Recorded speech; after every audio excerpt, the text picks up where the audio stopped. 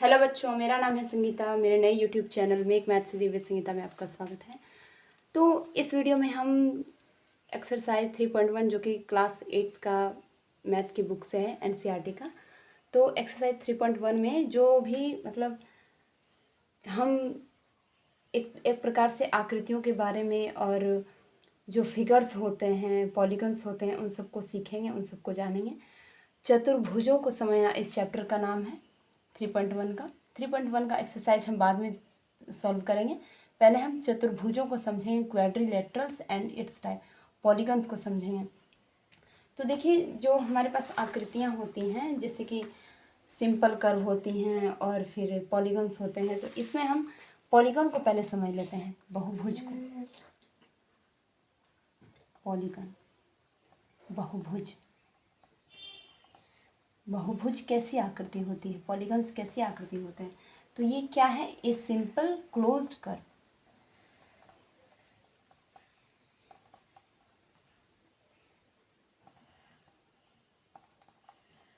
Made of only line segment.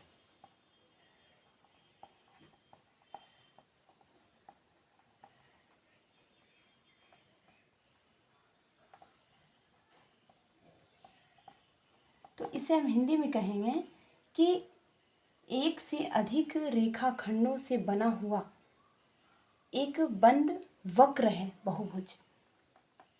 एक से अधिक रेखाखंड यानी सीधी रेखा,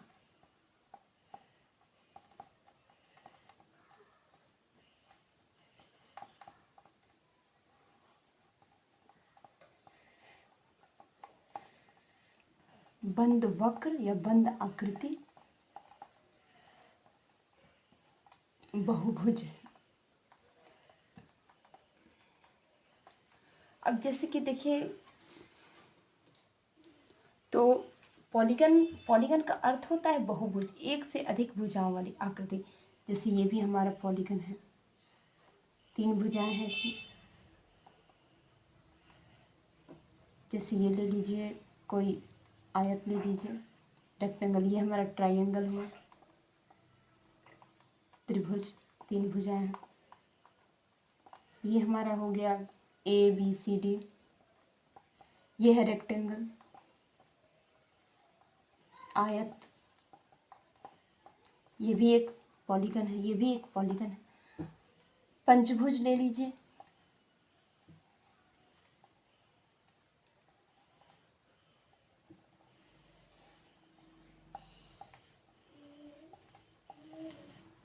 ये भी हमारा क्या है? पॉलीगन। तो पॉलीगन वैसी आकृति होती है जो रेखाखंडों से बनी है, सीधी रेखा से बनी है और बंद आकृति होती है, बंद वक्र होता है।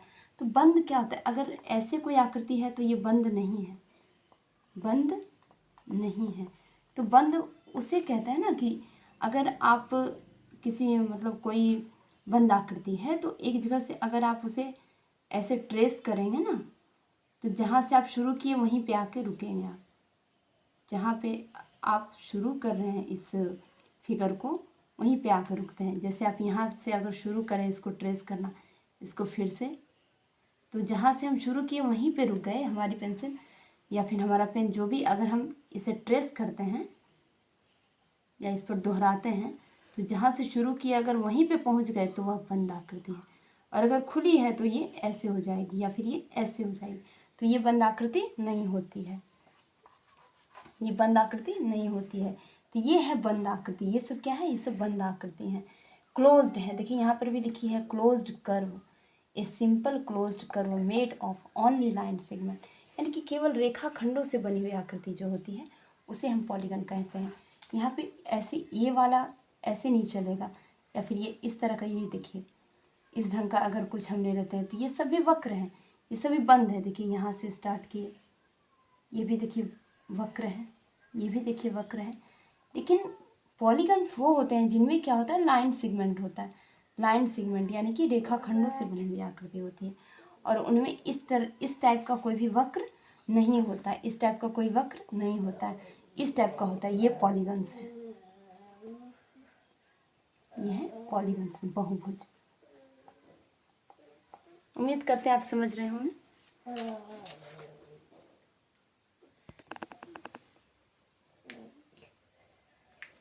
तो मैं एक बार फिर से बता देती हूँ कि जो पॉलीगन्स होते हैं, जो बहुभुज होते हैं, वो बहुभुज रेखाखंडों से बने होते हैं और वो बंद आकृति होती है। कहीं से भी इसमें खुला हुआ पार्ट नहीं मिलता। ये जब भी बनता है स्ट्रेट लाइन से बनता है। देखिए लाइन सेगमेंट से बनता है। क्या करता है? रेखाखंडों से बनता है। इसमें वक्र इस टाइप का कुछ नहीं होता, ये टेढ़ापन नहीं होता। इसमें जो भी होते हैं सब लाइन होते हैं, सब रेखाखंडों से बने होते हैं और बंद होते हैं। ये 3 भुजाओं के भी हो सकते हैं, 4 के भी हो सकते हैं, 5 के भी हो सकते हैं, 6 के भी हो सकते हैं, बहुत भुजाओं के हो सकते हैं। तो इन सबको हम कहेंगे पॉलीगन। इन सबको क्या कहेंगे? पॉलीगन्स कहेंगे। ये ट्राइंगल है, ये रेक्टेंगल है और ये क्या है? Polygon with 5 side. पेंटागन भी कह सकते हैं इसको, पॉलीगन विथ 5 साइड या फिर पेंटागन। तो ये क्या है? पंचभुज। ये सब हमारे पॉलीगन्स है। पॉलीगन्स वो आकृति हैं जो बंद होते हैं और वो भुजाओं से बने होते हैं। उनमें इस तरह का कोई वक्र या टेढ़ापन नहीं होता। उनमें एक लाइन होती है, लाइन से बने होते हैं, एक से अधिक लाइनों से बने हुए। ये आकृतियाँ पॉलीगन्स कहलाती हैं। पॉलीगन्स के टाइप हम लोग पढ़ेंगे।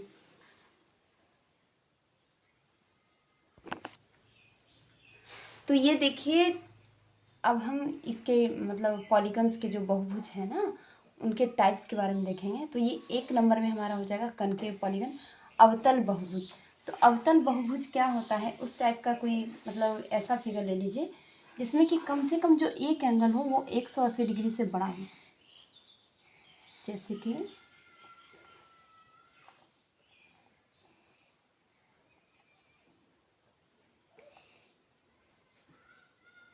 अगर इस टाइप का नहीं भी लेना चाहें तो दूसरे टाइप का ले सकते हैं। यहाँ कम से कम जो हो ना 180 डिग्री से ज़्यादा हो। ये जो हमारा एंगल है ना वो 180 डिग्री से ज़्यादा है। कम से कम 180 डिग्री से ज़्यादा एक एंगल होना चाहिए, तो वो हो जाता है हमारा कनकेव पॉलीगन। ABCD, यहाँ पे O मान लीजिए O है। तो ये एंगल जो हमारा है वो जो 180 डिग्री से ज़्यादा है, 240 डिग्री, तो इसे हम कहेंगे कनकेव पॉलीगन, जिसमें कि मिनिमम 1 एंगल क्या हो? Greater than 180 degree theta. इसको आप थीटा मान सकते हैं या एंगल O भी लिख सकते हैं। Angle O is greater than 180 degree, angle O, इसे आप O मान सकते हैं। तो ये देखिए, ये जो हमारा सबसे पहले तो ये पॉलीगन हम समझ चुके हैं कि पॉलीगन वैसी बंद आकृति, वैसा क्लोज कर्व है, क्लोज्ड कर्व है जो कि सिर्फ लाइन से बना होता है, सिर्फ लाइन सेगमेंट होते हैं और जहाँ से शुरू कीजिए वहीं पे अगर आके रुक जाए तो वो एक क्लोज कर्व होता है, एक बंद आकृति होती है। और अगर खुली आकृति होती है तो जिस जगह से हम स्टार्ट करते हैं उस जगह पे नहीं आती। अगर कोई क्लोज कर्व होता है तो जिस जगह से शुरू किए उसी जगह पे आके रुकते हैं। अगर वो क्लोज नहीं होता है तो जिस जगह से शुरू किए उस जगह आके नहीं रुकते हैं। स्टार्टिंग पॉइंट पे ही अगर आके हम स्टॉप करेंगे तो वो क्लोज हुआ, तो वो क्या हुआ? क्लोज। ये ओपनड हुआ। बस इतना सा अंतर है दोनों में कि अगर जहाँ से स्टार्ट किए वहाँ पहुँच गए तो वो क्लोज्ड हो जाता है और जहाँ से स्टार्ट किए वहाँ नहीं पहुँचे तो वो ओपनड होता है। तो हम क्लोज कर्व में पढ़ रहे हैं पॉलीगन। पॉलीगन यानी बहुभुज, लाइन सेगमेंट से बनी हुई आकृतियाँ, यानी कि रेखाखंडों से बनी हुई आकृतियाँ जो बंद हैं। उनमें 3 भुजाएं भी हो सकती है, 4 भी हो सकती है, 5 भी हो सकती है, जितने चाहे उतने साइड्स हम लगा सकते हैं, बस बंद होनी चाहिए। तो मिनिमम 1 एंगल क्या है? कम से कम एक कोण, कम से कम एक कोण जो होता है हमारा वो 180 डिग्री से ज़्यादा होना चाहिए, 180 डिग्री से अधिक होना चाहिए, उससे अधिक होना चाहिए, अधिक होना चाहिए, तो वो हमारा हो जाएगा कनकेव पॉलीगन। तो ये हमारा कनकेव पॉलीगन हो गया। कम से कम 1 एंगल हमारा 180 डिग्री से अगर ज़्यादा हो रहा है तो वो कनकेव पॉलीगन हुआ, अवतल बहुभुज हुआ। तो अब देखिए हमारा सेकंड जो है कन्वेक्स पॉलीगन। कन्वेक्स यानी कि उत्तल बहुभुज। पॉलीगन को हम लोग समझ ही गए, एक हो गया कनकेव और दूसरा हो गया कन्वेक्स। तो कन्वेक्स बहुभुज में यानी कि पॉलीगन में क्या होता है? इसका प्रत्येक कोण, एवरी एंगल, प्रत्येक कोण क्या होता है? थीटा 180 डिग्री से कम होता है। 180 डिग्री से, ये वाला समझ लीजिए, 180 डिग्री से कम होता है। जितने भी हमारे रेक्टेंगल होते हैं, आयत, ये स्क्वायर होता है, क्वाड्रिलेटरल होता है, यानी चतुर्भुज जितने भी हमारे होते हैं सब क्या हैं? उत्तल बहुभुज है, चतुर्भुज, चतुर्भुज, आयत, वर्ग, इन सभी को क्या कहेंगे? कन्वेक्स पॉलीगन, यानी उत्तल बहुभुज।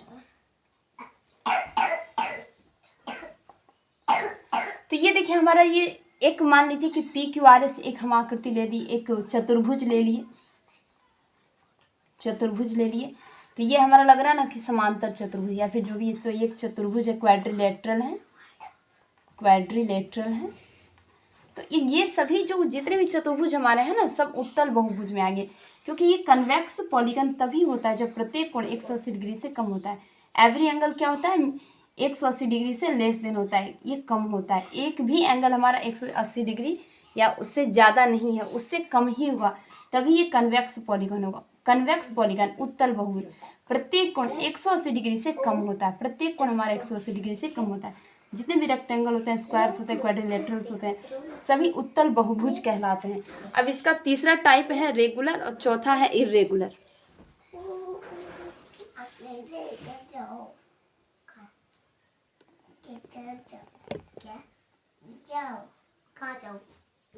यही करने दो। तो देखिए तीसरा टाइप है हमारा रेगुलर पॉलीगन। रेगुलर पॉलीगन, समबाहुभुज, समबाहुभुज। अब समबाहुभुज में क्या होता है? समबाहुभुज जैसे कि एक, मान लीजिए एक इस टाइप का आप लोग ट्रायंगल देखते हैं जिसमें कि सभी भुजाएं, तीनों कोण समान होते हैं। ये दूसरा हमारा ये ट्रायंगल में हो जाएगा और एक हो जाएगा स्क्वायर।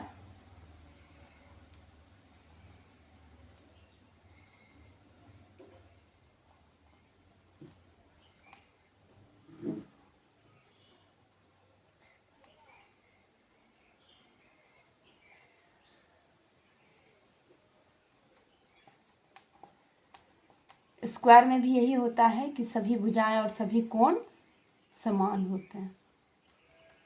तो रेगुलर पॉलीगन हमारा क्या होता है कि every side and every angle are equal to each other.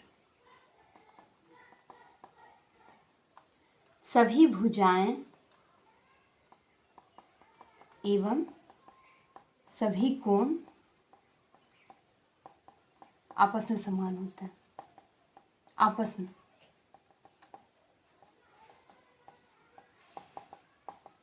तो ये हमारा हो गया रेगुलर पॉलीगन। रेगुलर पॉलीगन बहुत ही इजी है समझना, कि जैसे हमारे पास एक ट्राइंगल है, तो ट्राइंगल के तीनों साइड्स बराबर, तीनों एंगल, एंगल ए बराबर एंगल बी बराबर एंगल सी, तीनों एंगल्स भी समान है, तीनों भुजाएं भी समान है। यहाँ भी देखिए ए बी बराबर ए डी बराबर बी सी बराबर सी डी, और सभी एंगल्स भी यहाँ बराबर, एंगल बी बराबर एंगल सी, जितने भी एंगल्स हैं सब इक्वल होंगे, ए बी सी डी सभी इक्वल होंगे।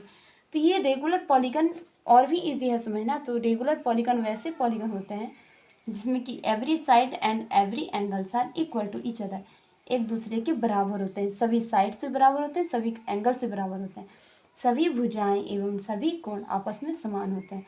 तो वो है हमारा रेगुलर पॉलीगन। तीसरा हम ये समझ गए। अब चौथा होता है इर्रेगुलर पॉलीगन। इर्रेगुलर पॉलीगन,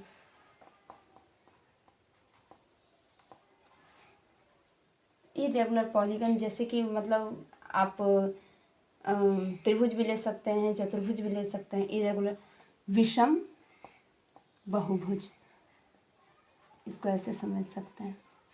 तो विषम बहुभुज, तो इस तरह का आप ले लीजिए, जैसे एक क्वाड्रिलेटरल ले लीजिए, एक चतुर्भुज ले लीजिए जो कि इस टाइप का हो। देखिए यह भी एक पॉलीगन ही है, पी क्यू आर एस, यह भी क्या है? यह भी एक पॉलीगन ही है, यह भी एक बहुभुज ही है, और यह क्लोज्ड भी है, यह क्लोज्ड कर्व भी है, क्लोज्ड कर्व भी है और पॉलीगन भी है, लेकिन क्या है, ये इरेगुलर पॉलीगन। यहाँ पर ना साइड्स इक्वल हैं, साइड्स भी not equal, sides not equal और एंगल्स भी not equal, angles are not equal. ना साइड्स इक्वल होंगे ना ही एंगल इक्वल होंगे। ये इरेगुलर पॉलीगन है।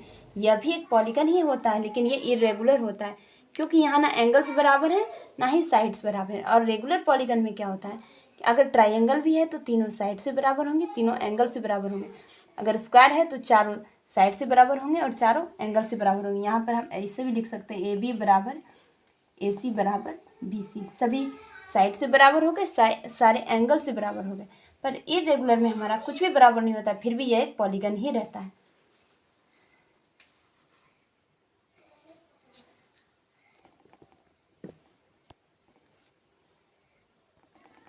तो देखिए बच्चों, हमने जो विस्तार से समझा है कि पॉलीगन्स के टाइप, एक समझा कनकेव पॉलीगन, यानी कि कम से कम जो एक एंगल था वो क्या था, 180 डिग्री से बड़ा था। कम से कम एक angle, minimum one angle, minimum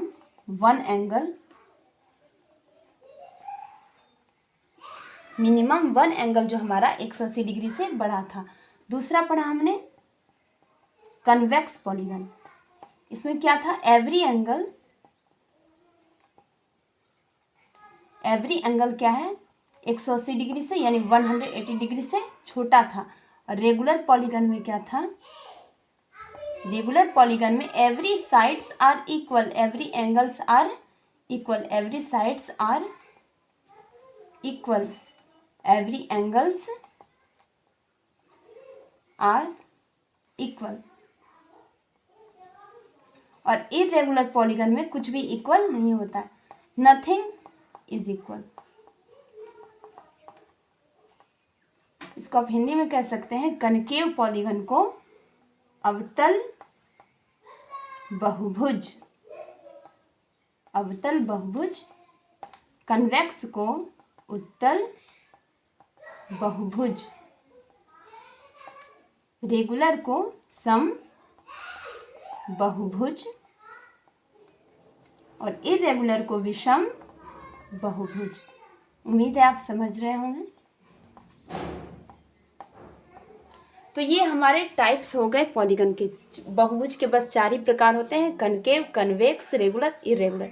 concave, convex, regular, irregular, अवतल, उत्तल, सम और विषम, यही बस चारों टाइप्स होते हैं। तो कनकेव थोड़ा सा जटिल है कि कम से कम एक एंगल 180 डिग्री ज़्यादा होना चाहिए। कन्वेक्स में सभी 180 से कम, और रेगुलर में सब इक्वल, और इरेगुलर में कुछ भी इक्वल नहीं। तो हम इस चैप्टर में यही पढ़ने वाले हैं कि जो हमारा पॉलीगन है, उस पॉलीगन को हम पहचानेंगे, उसके एंगल्स का मान निकालेंगे, पॉलीगन की परिभाषा, उसका जो इंट्रोडक्शन क्या होता है वो भी हम देख चुके हैं। ए सिंपल क्लोज्ड कर्व, यानी कि वो बंद आकृति जो रेखाखंडों से, जो लाइन से बनी हो और बंद हो, क्लोज्ड हो। तो क्लोज्ड और ओपन को भी हम समझ चुके हैं, उसके टाइप्स को भी समझ चुके हैं। अब इसके बेस्ड पर हम क्वेश्चंस को सॉल्व करेंगे। एक्सरसाइज 3.1। तो ये देखिए फ्रेंड्स, एक्सरसाइज 3.1 में जितने भी फिगर्स दिए गए थे उसे हमने ड्रॉ किया है, और इसमें हम समझेंगे कि इसमें जो जो पूछा गया, जो भी क्वेश्चंस है उसे हम सॉल्व करेंगे और उसको समझेंगे कि वो कैसे सॉल्व किया गया। साधारण वक्र, तो साधारण वक्र इसमें कौन कौन सा है। साधारण वक्र क्या होता है, कोई भी वक्र, कोई भी आकृति जो बंद हो, कोई भी आकृति जो बंद हो। एक भी हमारा साधारण वक्र है, 2 भी है, 4 भी है, 5 भी है, 6 भी है, 7 भी है। अब कहेंगे कि 3 क्यों नहीं है। 3 की जो आकृति है, एक सर्किल अंदर है और एक सर्किल बाहर है। तो एक सर्किल जो हमारा अंदर है, एक सर्किल जो हमारा अंदर है उससे अलग है बाहर वाला सर्किल। दूसरे सर्कल को हम बनाने के लिए अपने पेन को उठाते हैं और इसको दूसरी बार ड्रॉ करते हैं। इसलिए इन दोनों आकृति को एक संयुक्त रूप से हम सिंपल कर्व यानी बंद वक्र नहीं कह सकते। इन दोनों को अलग अलग अगर कर दें, अगर इसे अलग कर दें और इसे अलग कर दें तो ये दोनों बंद वक्र हो सकते हैं। पर अगर दोनों को हम एक में अटैच कर दें तो इन दोनों को बनाने के लिए हमें पेन को ऐसे उठाना पड़ेगा, जैसे एक को ड्रॉ करें, फिर पेन उठा के हम अपना दूसरा ड्रॉ करें, तो वो बंद वक्र में नहीं होता। बंद वक्र में अगर एक बार अगर आप इस पेन को ऐसे ड्रॉ कर रहे हैं तो जहाँ से आपने इसे स्टार्ट किया था वहीं आके ये पहुँचता है, जहाँ से स्टार्ट किया वहीं आके पहुँचता है, तभी होता है क्लोज कर्व। तभी क्या होता है? Closed curve. क्लोज्ड यानी बंद, तभी होता है क्लोज्ड कर्व। तो वही क्लोज्ड कर्व, वही साधारण वक्र, ये साधारण वक्र हमारा 1 भी है, 2 भी है, 4 है, 5 है, 6 है, 7 है और 8 नहीं है, क्योंकि 8 में देखिए एक सर्कल ऊपर बनाना होगा, फिर इसे एक लकीर खींचनी होगी, फिर दूसरा बनाना होगा, यानी कि पेन को हम 2 बार उठाएंगे, 2-3 बार अलग अलग ड्रॉ करेंगे, एक पर लेके चले उसी पर उसी जगह पहुँचे, तभी वो होता है साधारण वक्र। तो इसे हम समझ गए कि इसे हम ड्रॉ करने के लिए दोबारा पेन को नहीं उठाना पड़े, दोबारा मतलब फिर से इसको ड्रॉ नहीं करना पड़े, एक ही बार में जहाँ से स्टार्ट किए वहीं आ जाए। ये भी देखिए जहाँ से स्टार्ट किए वहीं पहुँच जाएंगे हम ऐसे ड्रॉ करते करते, तो ये भी हमारा बंद वक्र होगा। इसको भी हम ड्रॉ करते करते ऐसे ऐसे ऐसे करते करते यहाँ तक पहुँच जाएंगे। इसको भी हम ड्रॉ करते करते ऐसे यहाँ पर पहुँच जाएंगे, जहाँ से स्टार्ट किए वहाँ पे पहुँच जाएंगे। तो ये सब हमारा हो गया सिंपल कर्व यानी बंद, साधारण वक्र, बंद वक्र। तो ये 1 2 4 5 6 और 7, 1 2 4 5 6 और 7, ये सब हमारे हैं साधारण वक्र। अब सिंपल क्लोज्ड कर्व साधारण बंद वक्र है, तो 1 के बाद 2 भी हो जाएगा, 5 होगा, ये नहीं होगा सिंपल क्लोज्ड कर्व, क्योंकि काफ़ी से मतलब कि इसमें जो हम क्या कर रहे हैं, ऐसे कर रहे हैं, इसमें कितने सारे कर्व बन रहे हैं, 1 2 3 4 5 6, ये सारे के सारे अलग अलग बन रहे हैं, एक में नहीं है, एक में नहीं बन रहा है, ये क्या हो रहा है, अलग अलग कई पार्ट्स में हो रहा है। तो इसे हम सिंपल क्लोज्ड कर्व में नहीं रखेंगे 4 को। और 5 6 और 7 ये सब साधारण बंद वक्र हैं, ठीक है।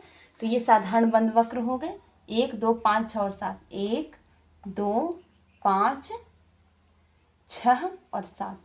अब ये देखिए पॉलीगन, पॉलीगन यानी बहुभुज। पॉलीगन को हम पहले ही समझ चुके हैं कि रेखाखंडों से बना हुआ बंद वक्र, बंद भी होना चाहिए, क्लोज्ड भी होना चाहिए, और क्या होना चाहिए, लाइंस से बना हो, लाइन से बना हो।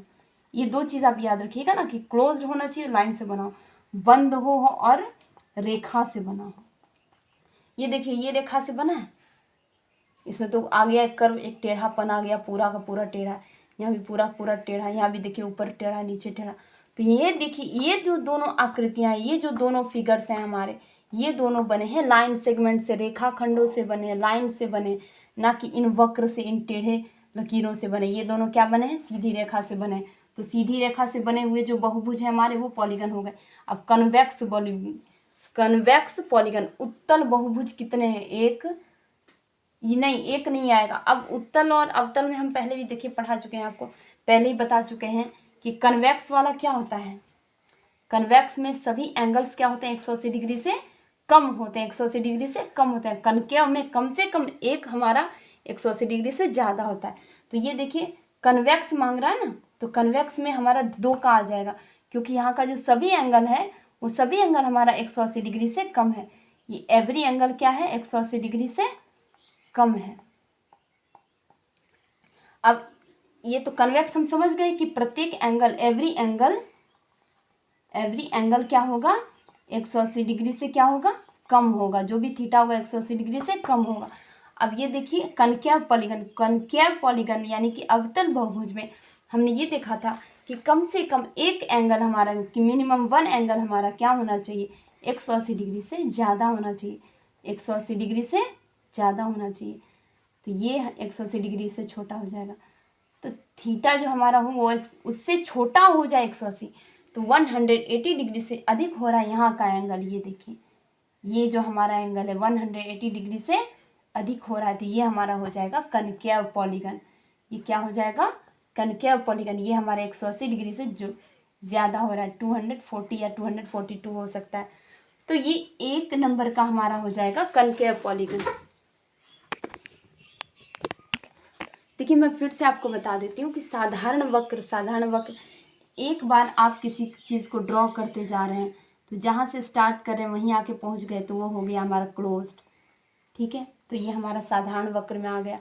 तो सिर्फ हमने छाटा था 3 को, 3 और 8 को छाटा था, क्योंकि इन दोनों को बनाने के लिए हमें 2-3 बार अपने पेन को उठाना पड़ेगा अलग अलग, जहाँ से स्टार्ट किए वहाँ से। अगर हम ऐसे स्टार्ट करेंगे तो ऐसे बन जाएगा, पर इस सर्कल को बनाएंगे, फिर एक लकीर जोड़ेंगे, फिर एक बनाएंगे, ये हमारा 8 नंबर का, तो ये नहीं होगा हमारा साधारण वक्र। और 3 नंबर में एक सर्किल अंदर, दूसरा सर्किल बाहर।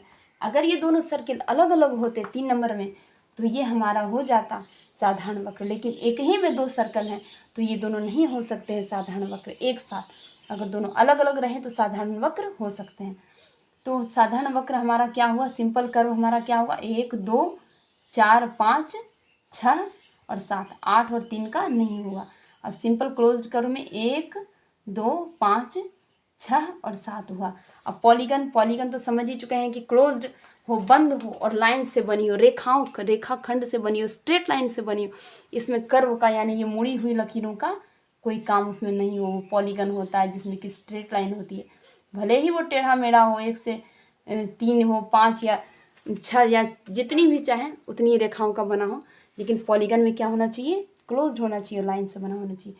कन्वेक्स में हमारा उत्तल होता है, यानी कि कम से कम एक एंगल, सॉरी कन्वेक्स में क्या होता है, एवरी एंगल 180 डिग्री से कम हो। एवरी एंगल, हर एंगल 180 डिग्री से कम हो। जितने भी क्वाड्रिलेटरल होते हैं, आयत, वर्ग, जितने भी चतुर्भुज होते हैं, सब कन्वेक्स होते हैं, सब कन्वेक्स पॉलीगन होते हैं। और कनकेव में क्या होता है, ये देखिए मिनिमम 1 एंगल 180 डिग्री से ज़्यादा होता है। 1 नंबर का हमारा हो जाएगा आंसर, क्योंकि 1 नंबर का जो हमारा ये चित्र है, जो हमारा फिगर है,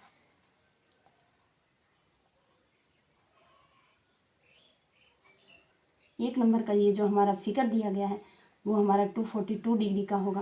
यानी कि ये जो हमारा एंगल है ये 180 डिग्री से ज़्यादा होगा। ठीक है, तो ये हमारा सॉल्व हो गया। अब नेक्स्ट क्वेश्चन बनाएंगे।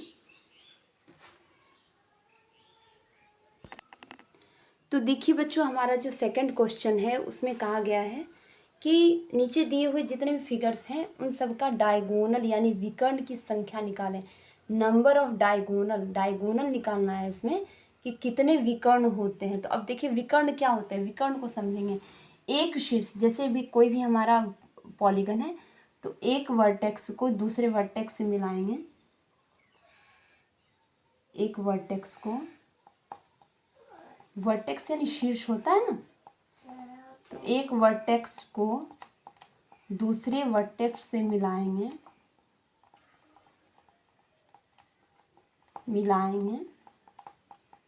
तो डायगोनल बनता है। डायगोनल यानी विकर्ण बनता है, डायगोनल यानी विकर्ण बनता है। तो एक वर्टेक्स को दूसरे वर्टेक्स से मिलाने पर हमारा डायगोनल यानी विकर्ण बनता है। तो एक वर्टेक्स को दूसरे वर्टेक्स से क्या करेंगे, मिलाएंगे, ड्रॉ करके उसे मिला देंगे। तो हमारा सबसे पहला जो दिया गया है कि एक कन्वेक्स क्वाड्रिलेटरल यानी एक उत्तल बहुभुज। तो कन्वेक्स में यही होता है ना कि सभी एंगल क्या होते हैं, 180 डिग्री से कम होते हैं, 180 डिग्री से कम होते हैं। इसमें एक भी एंगल उससे बराबर या उससे ज़्यादा नहीं होगा, तो वो हमारा कन्वेक्स होगा। इसमें क्या होता है, थीटा क्या होता है, 180 डिग्री से कम होता है। बस इतना याद रखिए कि theta is less than 180 degree. तो थीटा ये जो हमारा सभी एंगल के बारे में बता रहे हैं कि एक कन्वेक्स क्वाड्रिलेटरल, एक उत्तल बहुभुज, तो इसमें कितने डायगोनल हुए। तो एक वर्टेक्स को दूसरे वर्टेक्स से मिलाएंगे तो बनेगा डायगोनल। तो एक वर्टेक्स है ए, दूसरा है सी, इन दोनों को क्या किए, मिला दिए। और एक वर्टेक्स है डी, दूसरा है बी, इन दोनों को क्या किए, मिला दिए। तो एक बन गया ए सी विकर्ण और दूसरा बन गया बी डी विकर्ण। इसमें कितने विकर्ण हो गए, 2 विकर्ण। अब देखिए दूसरा है एक सम षडभुज या षटकोण। तो ए रेगुलर हेक्सागोन, 9 डायगोनल्स इसमें होंगे। तो 9 डायगोनल्स हम इसमें ड्रॉ करेंगे।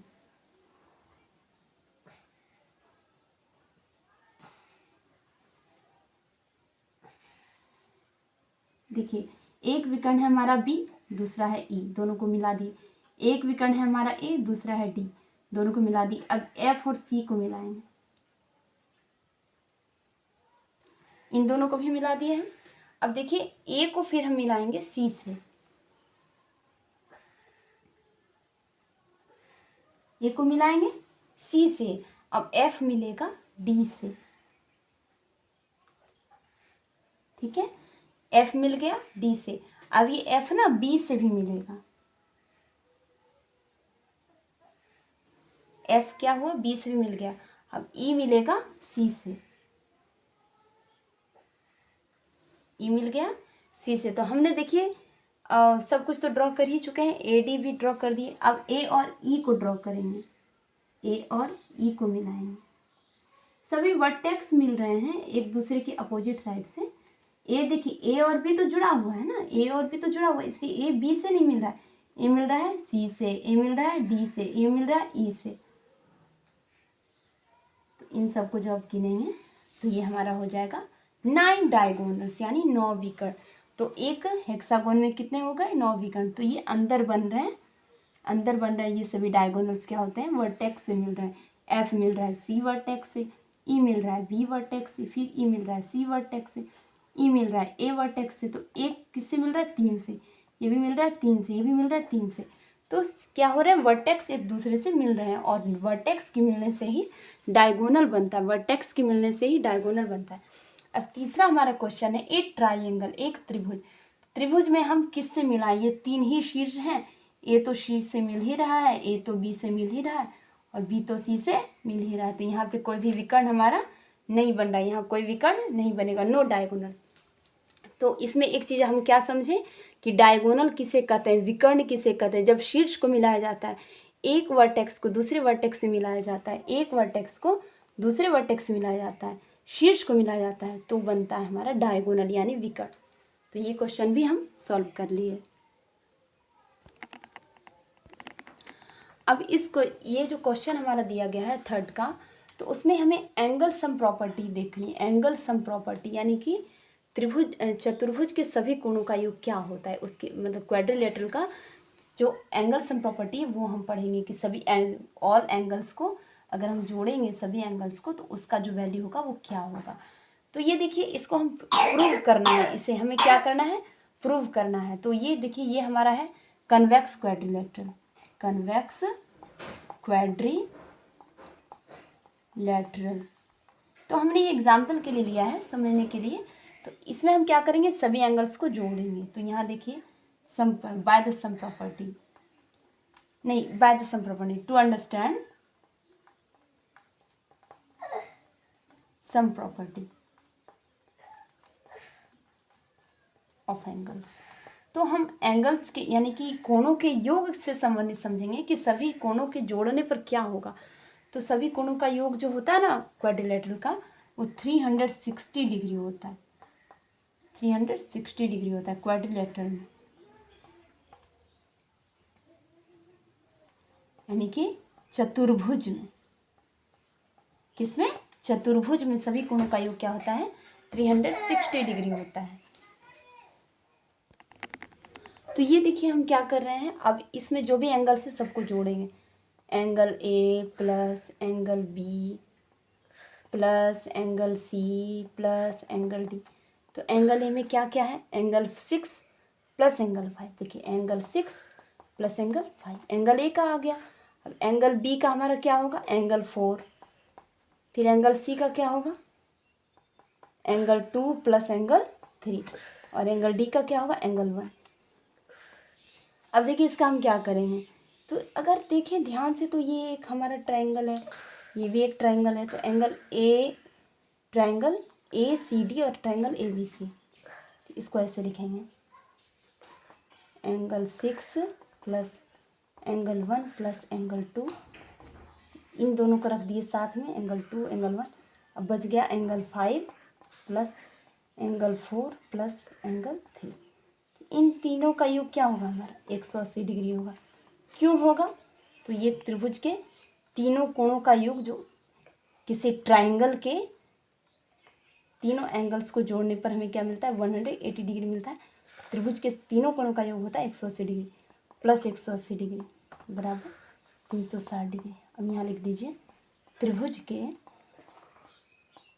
तीनों कोणों का योग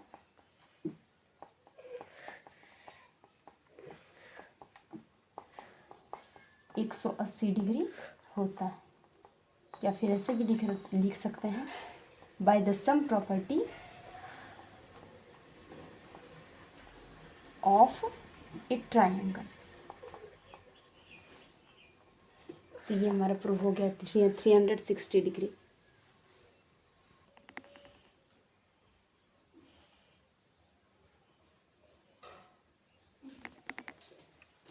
तो बच्चों देखिए, ये जो हमारा कनकेव क्वाड्रिलेटरल है, इसमें हम प्रूव करेंगे सम property of quadrilateral.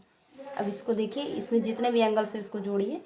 Angle A plus angle B plus angle C plus angle D. तो एंगल ए की जगह एंगल 1, एंगल बी में है angle 3 plus angle 2, angle C में है एंगल 4 और एंगल डी में है एंगल 5 और एंगल 6।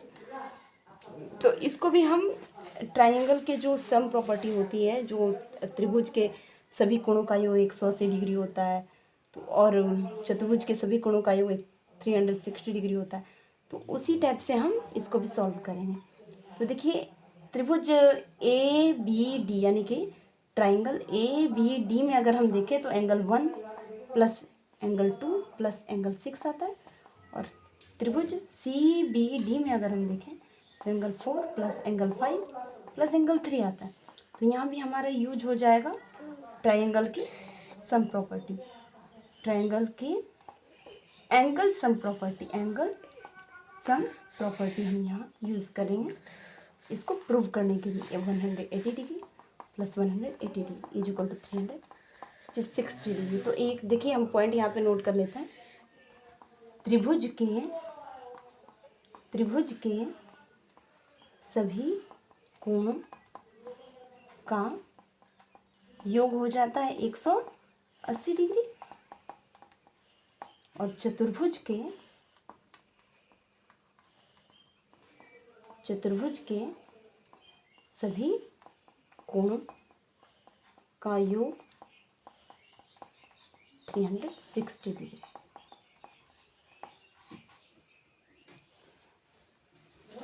वीडियो अच्छा लगे तो प्लीज़ लाइक करें, शेयर एंड सब्सक्राइब करें। अब नेक्स्ट वीडियो में मैं इस एक्सरसाइज 3.1 का दूसरा पार्ट बनाऊंगी। तब तक के लिए थैंक यू।